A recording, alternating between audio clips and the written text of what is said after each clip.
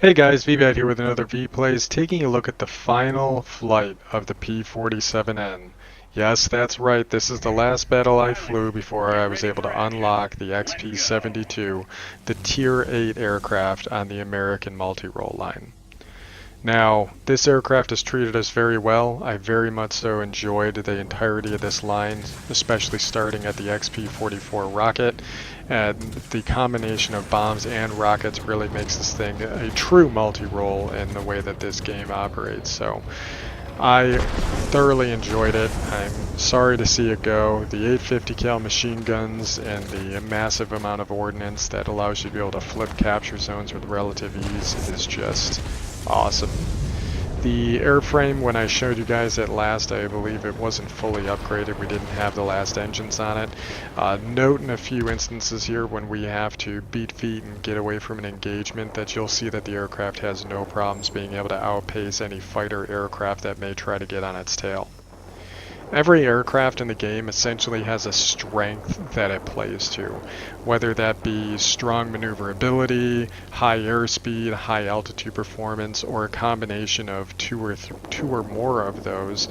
By taking advantage of those against whatever aircraft you're going up against, you'll find that you're usually going to be able to come out on top in that engagement.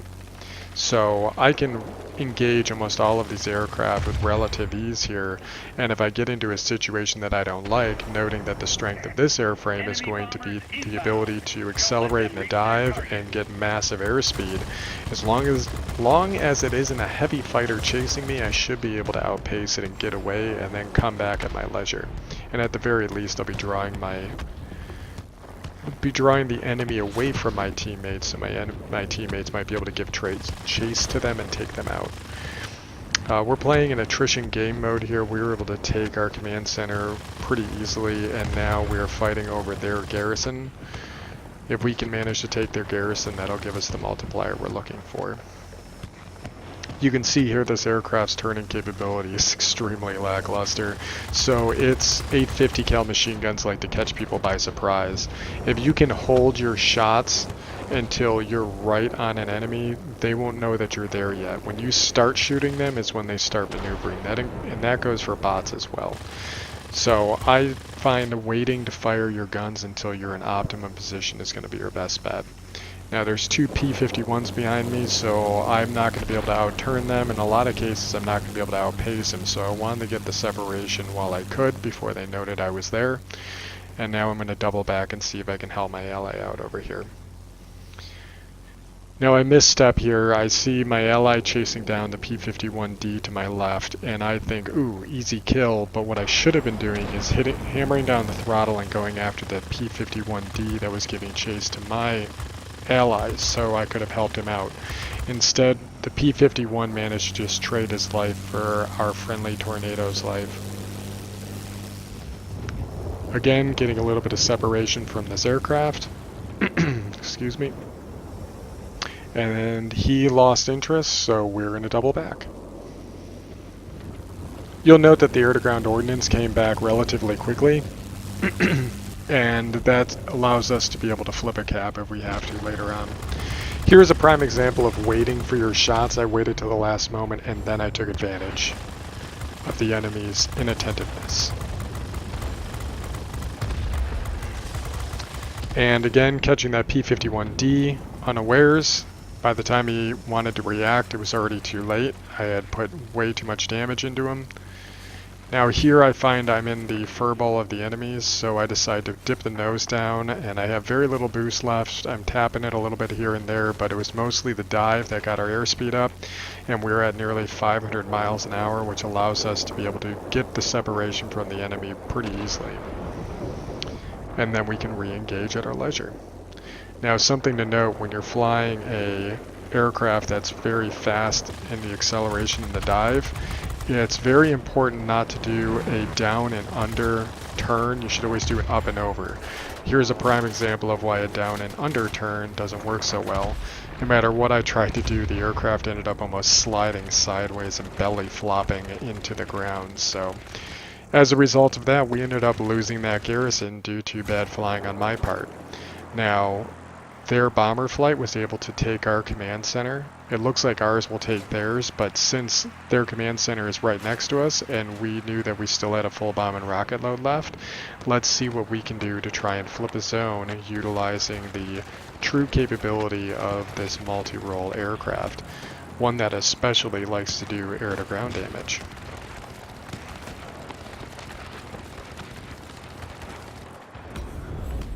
Due to having the ×3 multiplier for such a long period of time early on in the game, you can see what that did for our score. If all things are equal and you consider a bot taking out a bot on a 1-to-1 ratio per team, that means that things should be relatively equal with the exception of the player input. By allowing our bots to be able to get more points per kill compared to death, that's going to give us a significant advantage when it comes to being able to win these game modes. When I'm playing attrition game mode and I really need a win out of it, what I'll end up using is an air-to-ground aircraft, or a GA rather, and by using a GA and concentrating on flipping capture zones as fast as possible, if we can maintain a 3-to-1 or a 4-to-1 ratio, my bots will usually end up winning the battle for us. Because despite how good a player might be, it's very hard to overcome the kill blobs that will be forming on the battlefield. And that's not to mention any advantages that may be coming as a part of taking some of the zones. For instance, if there's an airfield on the map, that decreases the respawn time of your allies as well as the players, and it also gives them a spawn point, usually in a more tactically relevant position. So here I see I was getting into a turning fight with a Japanese aircraft. I don't want to do that, so I decide to hammer down on the throttle and disengage from the fight. He can give chase all he wants, but all he's doing is having my ally on his tail shooting at him this entire time. And you can see that represented by the triangles in the bottom right. Looks like he's starting to disengage. I was going to turn back, but I guess that tornado was able to take him out pretty easily. We're getting towards the end of the match now. There's only 5 points left for the enemy team. They managed to get that command center back, but it's too late at this point. 1 kill should be able to flip the game in our favor. I'm using my boost to try and get closer to the actual furball that's happening over here, so I might be able to eke out a final kill. And it looks like the enemy managed to actually take one of the garrisons, which means now we actually have to get 2 kills. So you can see how valuable it can be for being able to get these zones in the attrition battle mode. Now I'm getting anxious here and I'm just firing as early as possible because I want to get a kill. I managed to kill that 1 aircraft, and my ally actually killed a Spitfire, if you noted the kill screen over on the right hand side. We managed to get about 11,000 personal points on that match, so let's go to the end results screen and see what we got. Alright, here we are at the post-game stats results screen. We managed to kill 7 enemy aircraft, and the amount of ground damage that you do in a multi-role aircraft can't be ignored. Being able to take out ground targets actually gives you quite a few combat points. We did 20,000 damage to ground targets, which upped our combat score pretty significantly, so never underestimate that capability when it comes to flying a multi-role aircraft. In fact, if you're flying an unupgraded multi-role aircraft and you're finding yourself having trouble getting any kills with it just because it's underperforming due to poor guns or poor engine power or bad maneuverability, try running it with the air-to-ground loadout, even though you might be thinking that it's slowing your aircraft down. By loading that air-to-ground ordnance on it and focusing on taking out ground targets and picking off easy prey like air defense aircraft over certain battle zones, you are going to find that you have a much better success rate because you will be getting a lot more points for the personal point score, which then rolls into your overall game stats. Here we are buying the XP-72 with the experience we gained. A little bit about the XP-72. The XP-72 loses 2 of the 8 machine guns, so you're down to 6 machine guns again. The stock machine guns you have on the airframe are going to be the same as the top machine guns on the P-51H, which is not necessarily saying anything good because now you're essentially downgrading, right? Because tier for tier, you should be outgunning the Mustangs, and that's where your advantage comes from. Now there's a set of machine guns for the XP-58 which are exclusive to this airframe, and you're probably wondering, well, what good are those guns? Why aren't those the same guns I unlocked when I got my FJ1? I should already have those machine guns. Well, the game draws a very clear distinction between the three different placements of guns. There's wing-mounted guns, there's hub-mounted guns, and then there is synchronized guns, which are guns that are shooting through the propeller from on top of the cowling or around it. As a result, the FJ1 has the centerline mounted machine guns, and since those are centerline mounted machine guns, that means that they aren't the same as the ones that are mounted on the wings of this airframe.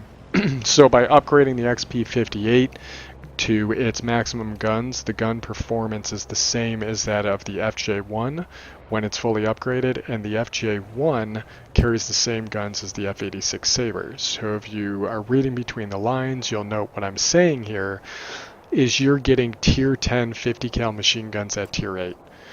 You're getting 6 of them, which is going to give you the ability to have comparable damage output tier for tier to that of the P-47N. So for those of you who feel like you're downgrading by going up to this aircraft by losing machine guns, fear not. Once you upgrade those machine guns, you'll find that you're going to be back to where you were when you were flying the P-47.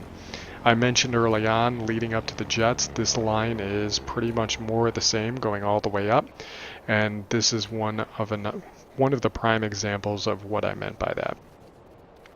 For those of you who've watched XP72 videos in the past and thought that this thing had a counter-rotating set of props in the front, it does, and you're not going to see those from upgrading the engine. You're actually going to see those from upgrading the airframe. So if you aesthetically really want to see counter-rotating props, go ahead and prioritize getting the airframe. But I advocate getting the guns first, then the airframe. I already had the engine unlocked from a previous aircraft, so I'm already at the second engine. At this point, I have managed to get the machine guns, I've gotten the airframe upgraded, and now I'm just waiting on the final engines, so not too bad of a grind overall. I am definitely looking forward to what this aircraft can offer me in the future, and I'm especially looking forward to being able to upgrade the pilot to his next set of skill points. Well, I hope you guys enjoyed the video, and like, favorite, comment, subscribe, and if you didn't like something, let me know and put it in the comments so we can make these videos better for you in the future. Catch you in the next one.